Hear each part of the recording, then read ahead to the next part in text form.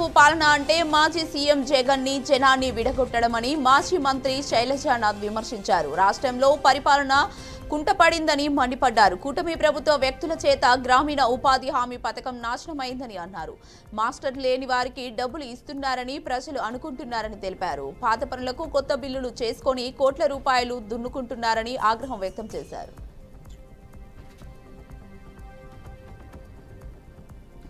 ఘన చరిత్ర ఉన్న వీఆర్ హై స్కూల్ను అద్భుతంగా తీర్చిదిద్దాలని మంత్రి నారా లోకేష్ అన్నారు. మాజీ ఉపరాష్ట్రపతి వెంకయ్యనాయుడు, గాయకుడు ఎస్పీ బాలు వంటి వాళ్లు ఈ పాఠశాలలోనే చదివారని గుర్తు చేశారు. సోమిరెడ్డి చంద్రమోహన్ రెడ్డి, కోటంరెడ్డి శ్రీధర్ రెడ్డి వంటి వాళ్లు ఇదే పాఠశాల నుంచి వచ్చారన్నారు. మూతపడిన ఈ హై స్కూల్ను తిరిగి తెరిపించిన ఘనత మంత్రి నారాయణదే అన్నారు.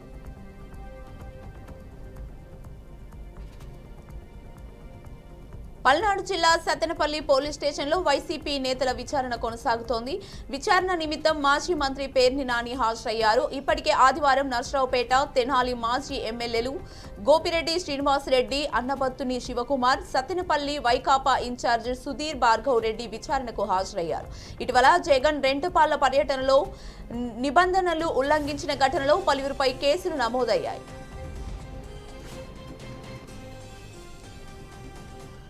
ప్రజలకిచ్చిన ప్రతి హామీ నెరవేరుస్తామని పెనమలూరు ఎమ్మెల్యే బోడే ప్రసాద్ స్పష్టం చేశారు. కృష్ణా జిల్లా పెనమలూరు నియోజకవర్గం ఉయ్యూరులో సుపరిపాలనలో తొలి అడుగు కార్యక్రమంలో ఎమ్మెల్యే బోడి ప్రసాద్, గొట్టిపాటి రామకృష్ణ ప్రసాద్ పాల్గొన్నారు. ఈ సందర్భంగా ఎమ్మెల్యే ఇంటింటికి వెళ్లి సంక్షేమ పథకాలను ప్రజలకు వివరించారు. సీఎం చంద్రబాబు నాయకత్వంలో సూపర్ 6 పథకాలు వేగంగా అమలు చేస్తున్నామని తెలిపారు. వైసీపీ అధినేత మాజీ సీఎం వైఎస్ జగన్ పల్నాడు జిల్లా పర్యటనపై పోలీసులు ఆంక్షలు పెట్టినా పెద్ద ఎత్తున పార్టీ శ్రేణులతో వెళ్లడం, అక్కడ 2 మృతి చెందడం వివాదాస్పదంగా మారింది. మరోవైపు ఎల్లుండి చిత్తూరు జిల్లా బంగారుపాలెం పర్యటనకు పోలీసులు కొన్ని ఆంక్షలతో కూడిన అనుమతులిచ్చారు. ఈ నేపథ్యంలో మంత్రి వాసంశెట్టి సుభాష్ సంచలన వ్యాఖ్యలు చేశారు. వైఎస్ జగన్ పర్యటన పేరుతో సైకోలతో కలిసి వ్యర్థం సృష్టిస్తున్నారని ప్రయత్నిస్తున్నారని ఆరోపించారు. తిరుపతిలో సైకో ఒకడు వీరంగం సృష్టించాడు. ఆలయం వద్ద భక్తులు, యాచకులపై దారుణంగా దాడికి పాల్పడ్డాడు. తీవ్రంగా గాయపడిన వారిని చికిత్స కోసం స్థానికులు ఆసుపత్రికి తరలించారు. వారిలో ఓ యాచకుడు మృతి చెందగా మరో 2 భక్తులు కోలుకుంటున్నారు. సైకోను స్థానికులు, ట్రాఫిక్ సిబ్బంది, అలిపిరి పోలీసులు వలవేసి ఎట్టకేలకు పట్టుకున్నారు.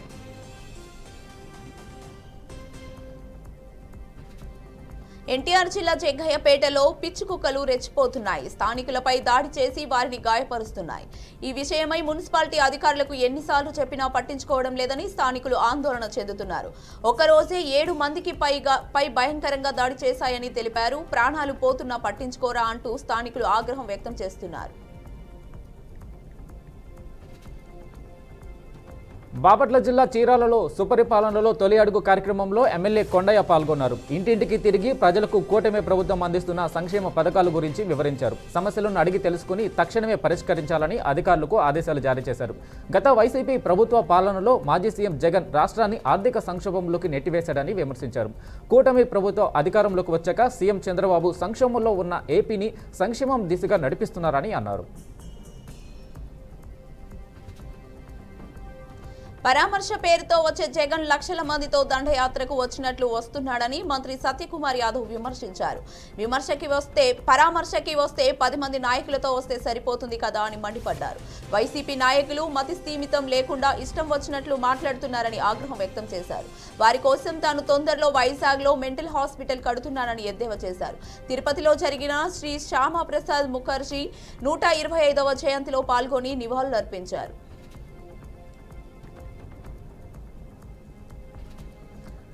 ప్రకాశం జిల్లా మార్కాపురంలోని తుమ్మల చెరువులో ఘనంగా పీర్ల పండుగ జరిగింది. గ్రామంలో మొహరంను పురస్కరించుకొని పీర్ల పండుగను భక్తి శ్రద్ధలతో ప్రారంభించారు. పీర్ల చావిడిల వద్ద ఏర్పాటు చేసిన అగ్నిగుండంలో భక్తులు నడుస్తూ పాపాలు తొలగిపోతాయని, కోరికలు నెరవేరుతాయని విశ్వసిస్తారు.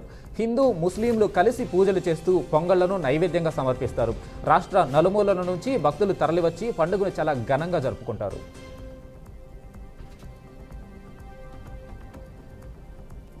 తిరుపతి జిల్లా శ్రీకాళహస్తిలో అంగరంగ వైభవంగా అగ్నిగుండ మహోత్సవం జరిగింది. ఉదయం దుర్యోధన వధ నాటికతో ప్రారంభమైన ఉత్సవం సాయంత్రం అగ్నిగుండ పూజతో ముగిసింది.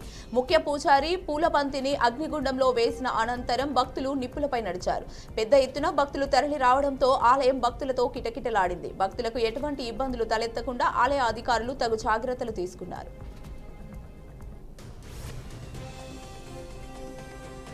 ఇండోసోల్ సోలార్ పరిశ్రమ భూసేకరణపై రైతులు రగిలిపోతున్నారు. ప్రాణాలైన ఇస్తాం, పొలాలు ఇవ్వబోమని ముక్త కంఠంతో చెబుతున్నారు. భూములు ఇచ్చేందుకు కరేడు రైతులు స్థానికుల నుంచి తీవ్ర అభ్యంతరాలు వ్యక్తమవుతున్నాయి. నెల్లూరు జిల్లా కందుకూరు మండలం కరేడు గ్రామంలో 4855 ఎకరాల సేకరణకు ప్రభుత్వం నోటిఫికేషన్ ఇవ్వగా 10 రోజులుగా రైతులు ఆగ్రహానికి గురవుతున్నారు. తీరం వెంబడి ఉన్న సారవంతమైన భూములను ఇస్తే మేము రోడ్డును పడతామని రైతులు ఆవేదన వ్యక్తం చేస్తున్నారు.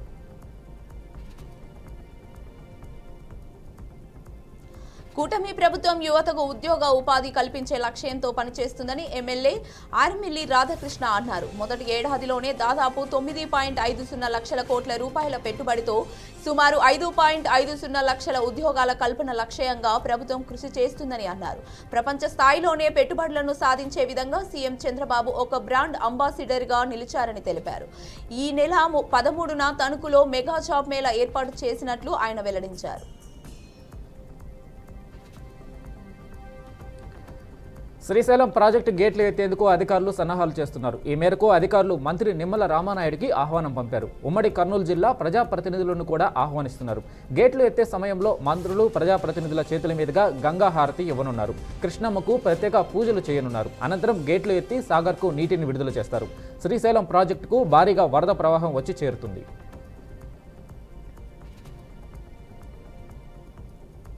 విఆర్ స్కూల్ ను 1850లో హిందూ స్కూల్ గా ప్రారంభించారని మంత్రి నారాయణ అన్నారు. అనంతరం స్కూల్ నిర్వహణ కష్టంగా మారడంతో వెంకటగిరి రాజా స్కూల్ నిర్వహణ బాధ్యత తీసుకున్నారని తెలిపారు. తాను విఆర్ స్కూల్లోనే చదువుకున్నానని, మళ్లీ ఇదే స్కూల్లో ఉపాధ్యాయుడిగా పనిచేశానని చెప్పారు. గత ప్రభుత్వం రాష్ట్రాన్ని ఆర్థికంగా నాశనం చేయడంతో పాటు విఆర్ స్కూల్ ను కూడా మూసివేశారని మండిపడ్డారు.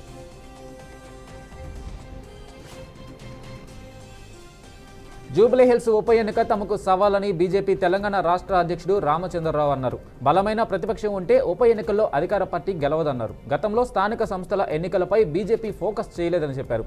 ఈసారి దృష్టి సారిస్తామని 25 రోజుల్లో పూర్తి స్థాయి రాష్ట్ర కమిటీని ప్రకటిస్తామని తెలిపారు. రాష్ట్ర కమిటీ కూర్పుపై ముఖ్య నేతలతో చర్చిస్తామని చెప్పారు.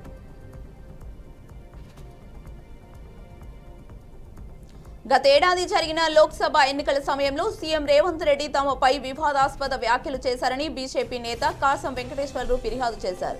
బీజేపీ రిజర్వేషన్లు రద్దు చేస్తుందని అన్నారని, అందులో నిజం లేదని ఫిర్యాదులో తెలిపారు. ఆయనపై పరువు నష్టం దావా వేశారు. హైకోర్టులో పిటిషన్ దాఖలు చేశారు. ఆ తర్వాత సీఎం రేవంత్ రెడ్డి తనపై నమోదైన కేసును కొట్టివేయాలని పిటిషన్ దాఖలు చేశారు. దీనిపై నేడు హైకోర్టు విచారణ చేయగా ఇరుపక్షాల వాదనలు పూర్తయ్యాయి. దాంతో న్యాయమూర్తి తీర్పు రిజర్వ్ చేశారు.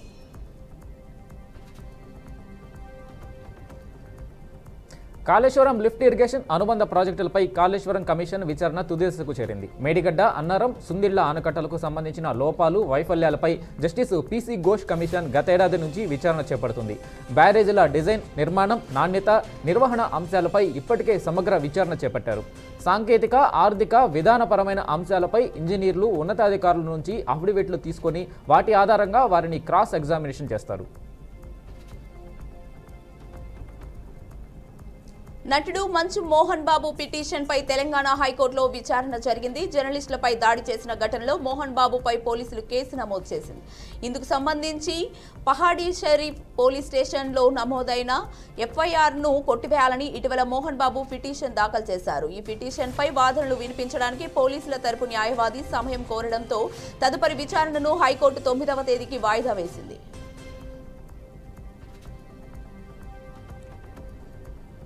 కాంగ్రెస్ పాలనను ఓర్చుకోలేక బీఆర్ఎస్ పార్టీ మళ్లీ తెలంగాణ సెంటిమెంట్ను రగిల్చే ప్రయత్నం చేస్తుందని ప్రభుత్వ విప్ ఆది శ్రీనివాస్ తీవ్ర ఆరోపణలు గుప్పించారు. కాంగ్రెస్ పాలన దెబ్బకు తట్టుకోలేక సెంటిమెంట్ అస్త్రాన్ని వాడేందుకు గులాబీ ముఖ్య నేతలు చూస్తున్నారని అన్నారు. బీఆర్ఎస్ పార్టీని విమర్శిస్తే తెలంగాణను విమర్శించినట్లుగా వ్యవహరిస్తుండడం విడ్డూరంగా ఉందన్నారు. తెలంగాణ ప్రభుత్వం ఆరోగ్య రంగాన్ని బలోపేతం చేయడంపై మరింత దృష్టి సారించింది. ముఖ్యంగా కొత్తగా నిర్మితమవుతున్న టీమ్స్ హాస్పిటల్తో పాటు వరంగల్ సూపర్ స్పెషాలిటీ హాస్పిటల్కి అత్యాధునిక వైద్య పరికరాలు, డయాగ్నోస్టిక్ ఎక్వైర్మెంట్స్, ఫర్నిచర్ కొనుగోలుకు సంబంధించి మంత్రి దామోదర రాజనరసింహ కీలక ఆదేశాలు జారీ చేశారు. సచివాలయంలో వైద్య శాఖ ఉన్నతాధికారులతో సమీక్ష నిర్వహించారు. భవిష్యత్ అవసరాలను దృష్టిలో పెట్టుకుని కొత్త టెక్నాలజీతో కూడిన ఎక్వైర్మెంట్ కొనుగోలు చేయాలని సూచించారు.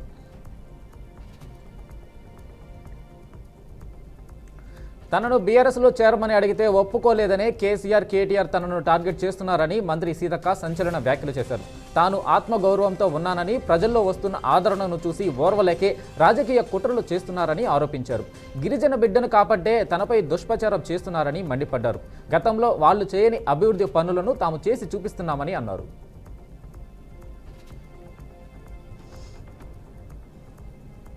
సంగారెడ్డి జిల్లాలో విషాదం చోటు చేసుకుంది. ఓ ప్రేమ జంట అనుమానాస్పద స్థితిలో ఆత్మహత్య యత్నం చేసింది. ఈ ఘటనలో ప్రియురాలు అక్కడికక్కడే ప్రాణాలు కోల్పోయింది. ఈ ఘటన బండ్లగూడ బాలాజీ నగర్ లో చోటు చేసుకుంది. చనిపోయిన యువతిని రమ్యగా గుర్తించారు. అపస్మారక స్థితిలో ఉన్న ప్రియుడు ప్రవీణ్ ను ఆసుపత్రికి తరలించారు. కొంతకాలంగా ఆకుల ప్రవీణ్ తో ప్రేమలో ఉన్నట్లు సమాచారం.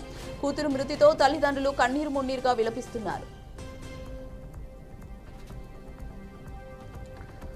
రాష్ట్రంలో ప్రతి తల్లి తమ ఇంట్లో 2 మొక్కలు పెంచాలని సీఎం రేవంత్ రెడ్డి పిలుపునిచ్చారు. వ్యవసాయ వర్సిటీలో మొక్కలు నాటి వన మహోత్సవాన్ని ప్రారంభించారు. వనం పెంచితేనే మనం క్షేమంగా ఉంటామన్నారు. తల్లులు మొక్కలు నాటితే పిల్లలు చూసుకున్నట్లే జాగ్రత్తగా సంరక్షిస్తారని చెప్పారు. పిల్లలు కూడా తమ తల్లుల పేరు మీదుగా మొక్కలు నాటి రక్షించాలని తెలిపారు. రాష్ట్ర మహిళలను కోటీశ్వరులుగా తీర్చిదిద్దే కార్యక్రమం చేపట్టామని అన్నారు. పెద్ద పెద్ద కార్పొరేట్ కంపెనీల్లో వారితో ఇందిరాశక్తి క్యాంటీన్లను ఏర్పాటు చేయించామని చెప్పారు.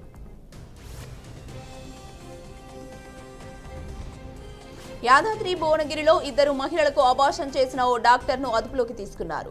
విశ్వసనీయ సమాచారం మేరకు గాయత్రి హాస్పిటల్లో తనిఖీలు చేపట్టారు. మహిళలకు అబార్షన్ చేసి అబ్జర్వేషన్లో ఉంచగా ఆ డాక్టర్ను అదుపులోకి తీసుకున్నారు. స్కానింగ్ చేసిన మరో వైద్యుడు పరారీలో ఉన్నట్లు సమాచారం. మహిళలు 2 యాదాద్రి జిల్లాకు చెందిన వారిగా పోలీసులు గుర్తించారు. తెలంగాణలోని కార్మికుల హక్కుల సాధన కోసం పాటుపడతారని మంత్రి వివేక్ వెంకటస్వామి తెలిపారు. ఈ మేరకు పెద్దపల్లి జిల్లా రామగుండంలో ఏర్పాటు చేసిన సన్మాన సభలో వివేక్ పాల్గొన్నారు. ఇప్పటికే గిగ్ వర్కర్ల కోసం ప్రత్యేక చట్టం రూపొందిస్తున్నామని, అదేవిధంగా వివిధ పరిశ్రమల్లో పనిచేస్తున్న కార్మికుల కోసం ప్రత్యేక పథకాలు అమలు చేస్తామని తెలిపారు. రాష్ట్రంలో ఇసుక అక్రమ రవాణాపై ఉక్కుపాదం మోపుతున్నామని చెప్పారు.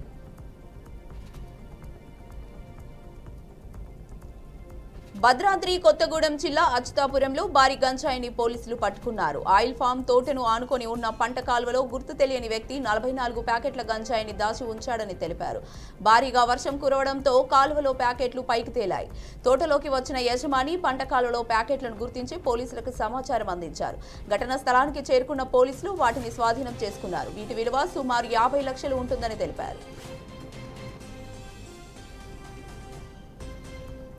వికారాబాద్ జిల్లాలోని వెల్డర్నెస్ రిసార్ట్పై పోలీసులు కేసు నమోదు చేశారు. ఇటీవల సర్పన్పల్లి ప్రాజెక్టులో బోటింగ్కు వెళ్లి 2 మహిళలు మృతి చెందారు. అక్రమంగా బోటింగ్ నిర్వహిస్తూ కనీస భద్రతా చర్యలు పాటించని రిసార్ట్ యాజమాన్యంపై కేసు నమోదు చేసినట్లు పోలీసులు తెలిపారు.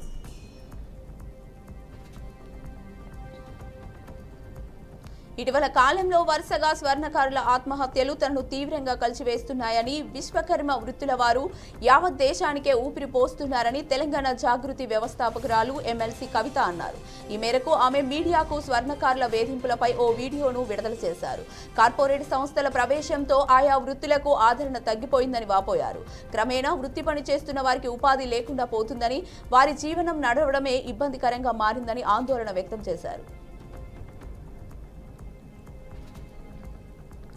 వరంగల్లో గవర్నర్ జిష్ణుదేవ వర్మకు ఎమ్మెల్యే నాయిని రాజేందర్ రెడ్డి, నగర మేయర్ సుధారాణి ఘన స్వాగతం పలికారు. ఎన్ఐటీలో జరిగే కాకతీయ విశ్వవిద్యాలయం 23వ స్నాతకోత్సవానికి హాజరయ్యారు. ఈ సందర్భంగా గవర్నర్ జిష్ణుదేవ వర్మకు పోలీసులు గౌరవ వందనం సమర్పించారు. ఈ కార్యక్రమానికి కూడా చైర్మన్ వెంకటరామరెడ్డి, కలెక్టర్ స్నేహ సవరీష్, పలువురు అధికారులు పాల్గొన్నారు.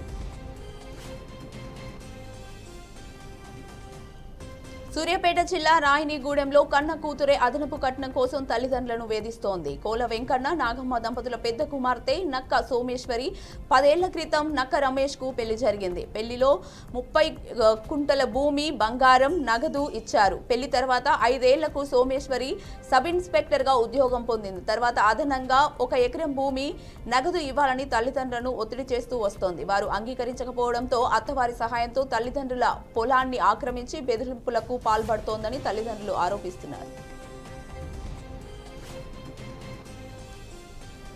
Kadapa YSR architecture and university వద్ద విద్యార్థి సంఘాలు ఆందోళనకు వైసీపీ మద్దతు ఇచ్చింది. విద్యార్థుల సమస్యలను పరిష్కరించాలంటూ మాజీ డిప్యూటీ సీఎం అంజాద్ బాషా డిమాండ్ చేశారు. ఏడీ సెట్కి నోటిఫికేషన్ ఇవ్వాలని అన్నారు. ఒకవేళ పరీక్షలు నిర్వహించినా ప్రయోజనం ఉండదని మండిపడ్డారు. యూనివర్సిటీకి రెగ్యులర్ వైస్ ఛాన్సలర్ను నియమించాలని తెలిపారు.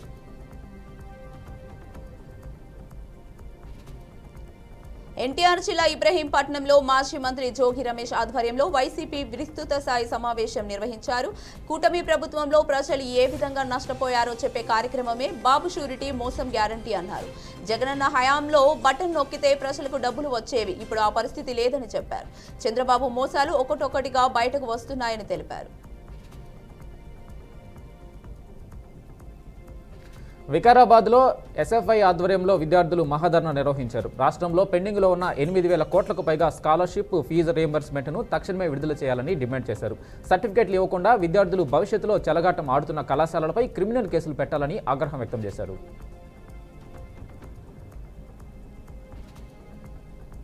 ఛత్తీస్గఢ్ రాష్ట్రం బీజాపూర్ జిల్లాలో మరో ఎన్కౌంటర్ జరిగింది. నేషనల్ పార్క్ అటవీ ప్రాంతంలో భద్రతా బలగాలు కూంబింగ్ నిర్వహించాయి. మావోయిస్టులు ఎదురుపడడంతో 2 వర్గాల మధ్య ఎదురుకాల్పులు జరిగాయి. ఈ కాల్పుల్లో మావోయిస్టు నేత సోమ్ది ఖన్నా మృతి చెందారు. 303 రైఫిల్, భారీగా మందుగుండ్లు సామాగ్రిని స్వాధీనం చేసుకున్నారు.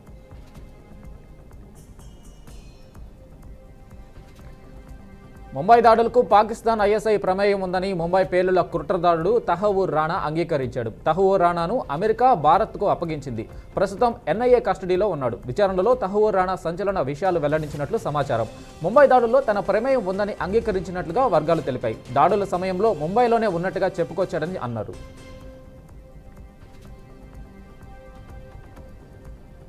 పాకిస్తాన్ గూఢచారి జ్యోతి మల్హోత్రాకు సంబంధించిన వార్త మరోసారి జాతీయ స్థాయిలో రచ్చ చేస్తోంది. కేరళ రాష్ట్రంలో ఆమెకు రాజమర్యాదలు జరిగినట్లుగా తాజాగా ఆర్టీఐ ద్వారా వెల్లడైంది. కేరళను ప్రపంచ పర్యాటక కేంద్రంగా ప్రోత్సహించడానికి ఎంపిక చేసిన 41 మంది ప్రభావశీలుల జాబితాలో జ్యోతి కూడా ఉండడం విశేషం. కేరళ ప్రభుత్వం ఆమెకు నిధులు సమకూర్చినట్లుగా ఆర్టీఐ విచారణలో వెల్లడైంది.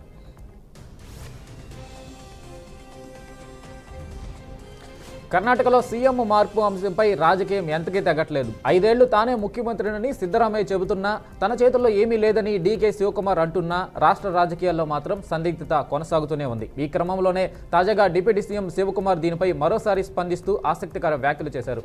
తాను ముఖ్యమంత్రిని కావాలని ప్రజలు కోరుకోవడంలో తప్పులేదన్నారు. రంభపురి పీఠాధిపతి శ్రీ రాజా దేశికేంద్ర శివాచార్య స్వామితో కలిసి డీకే ఓ కార్యక్రమంలో పాల్గొన్నారు.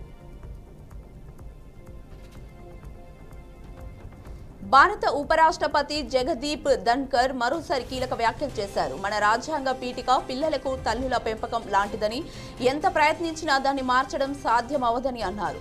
ఇది పిల్లలను పెంచడం లాంటిది. ఎవరు ఎంత ప్రయత్నించినా వారి పెంపకంలో నుంచి వచ్చిన లక్షణాలే కొనసాగుతాయని అన్నారు. ఎవరు మార్చలేరని, అది కుదరదని తెలిపారు. చారిత్రాత్మకంగా ఏ దేశ పీఠికను ఎప్పుడు మార్చలేదని, కానీ ఎమర్జెన్సీ సమయంలో భారత రాజ్యాంగాన్ని మార్చడం విషాదకరమని అభిప్రాయపడ్డారు.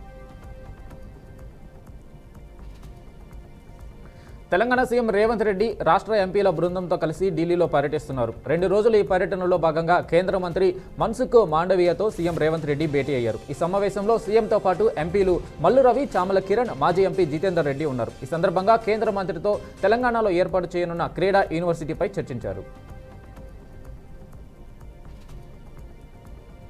హైడ్రాపై కేంద్ర మంత్రి బండి సంజయ్ మరోసారి తీవ్ర వ్యాఖ్యలు చేశారు. సల్కం చెరువులో నిర్మించిన అక్బరుద్దీన్ ఓవైసీ కళాశాలను కూల్చబోమని హైడ్రా కమిషనర్ రంగనాథ్ ట్వీట్ చేయడం వింతగా ఉందన్నారు.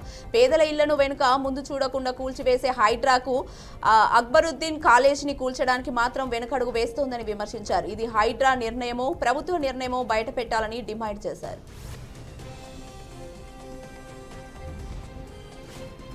తెలంగాణ రాష్ట్ర వ్యాప్తంగా ఉన్న దేవాలయ భూములు అన్యాక్రాంతం అవ్వడంపై బీజేపీ ఎమ్మెల్సీ అంజిరెడ్డి అసహనం వ్యక్తం చేశారు. ఎండోమెంట్ డిపార్ట్మెంట్లో సిబ్బంది కొరత వలన అనేక ఎకరాల దేవాలయ భూములు అన్యాయంగా ఆక్రమణకు గురవుతున్నాయని అన్నారు.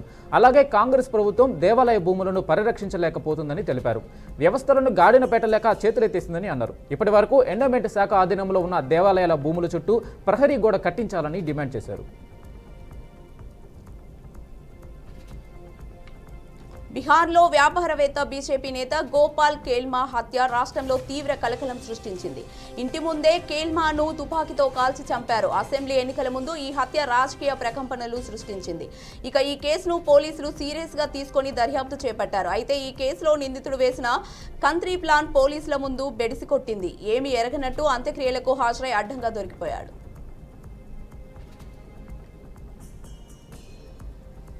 అమర్నాథ్ యాత్ర శాంతియుతంగా కట్టుదిట్టమైన భద్రత మధ్య కొనసాగుతుంది. ప్రారంభమైన మొదటి 4 రోజుల్లోనే దాదాపు 70,000 మంది భక్తులు పవిత్ర మంచులింగాన్ని దర్శించుకున్నారు. రోజువారీగా భక్తుల సంఖ్య పెరుగుతుండటంతో యాత్ర మార్గాలు శివనామ స్మరణలతో మార్మోగుతున్నాయి.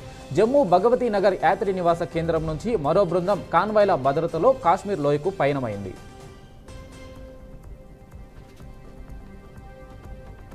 దేశ రాజధాని ఢిల్లీలో వాహనాల నిబంధనల విషయంలో దేశ సర్వోన్నత న్యాయస్థానాన్ని ఆశ్రయించాలని ఢిల్లీ సర్కార్ నిర్ణయం తీసుకుంది.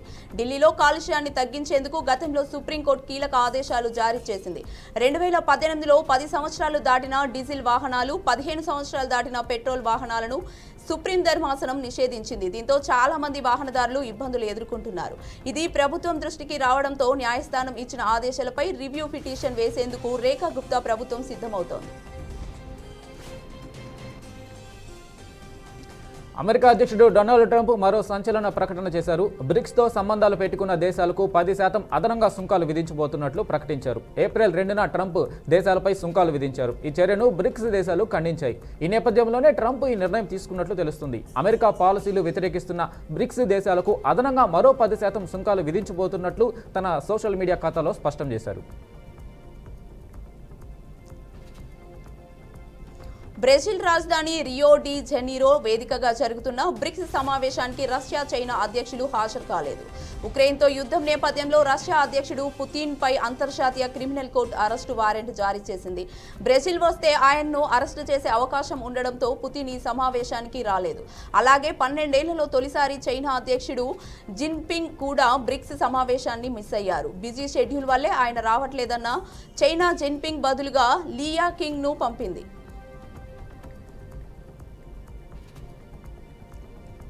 ఆస్ట్రేలియాలోని ఓ జూలో మహిళపై సింహం దాడి చేసింది. ఈ ఘటనలో ఆ మహిళ చేతికి తీవ్ర గాయం కావడంతో ఆసుపత్రికి తరలించి చికిత్స అందించారు. క్వీన్స్ ల్యాండ్లోని ద డార్లింగ్ డౌన్స్ జూలో ఈ ఘటన జరిగింది. సింహానికి మాంసాహారం అందించే క్రమంలో జంతు సంరక్షకులను పరిశీలిస్తున్న 50 ఏళ్ల మహిళపై సింహం దాడి చేసినట్లు జూ నిర్వాహకులు తెలిపారు. ప్రస్తుతం ఆమె పరిస్థితి నిలకడగా ఉందని అధికారులు వివరించారు. తూర్పు ఇండోనేషియాలోని లెవోటోబీ లకీ అగ్నిపర్వతం బద్దలైంది. ఫోర్స్ దివిలోని మౌంట్ లెవోటోబీ లకీలో విస్ఫోటనాలు ఏర్పడుతున్నట్లు ఇండోనేషియా భూగర్భ శాస్త్ర ఏజెన్సీ తెలిపింది. అగ్నిపర్వతం నుంచి దాదాపు 18 కిలోమీటర్ల ఎత్తుకు మందపాటి బూడిద ఎగిసిపడి సమీప గ్రామాలను కప్పివేసిందని తెలిపింది. దీంతో అక్కడి ప్రజలు సురక్షిత ప్రాంతాలకు తరలించినట్లు అధికారులు వెల్లడించారు. అగ్రరాజ్యం అమెరికాలోని టెక్సాస్లో కుండపోత వర్షాలు కురిశాయి. ఏకదాటిగా కురిసిన వర్షాలకు టెక్సాస్ అల్లాడిపోయింది. నగరాన్నే ముంచెత్తేసింది. ఒక్కసారిగా వరదలు రావడంతో సమ్మర్ క్యాంపుల్లో ఉన్న వారంతా కొట్టుకుపోయారు. ఇప్పటి వరకు 82 మంది చనిపోయారు. ఇంకా చాలా మంది గల్లంతయ్యారు. మృతుల సంఖ్య మరింత పెరగొచ్చని అధికారులు తెలిపారు. సహాయ బృందాలు వరద బాధితులకు సాయం చేస్తున్నట్లు వెల్లడించారు.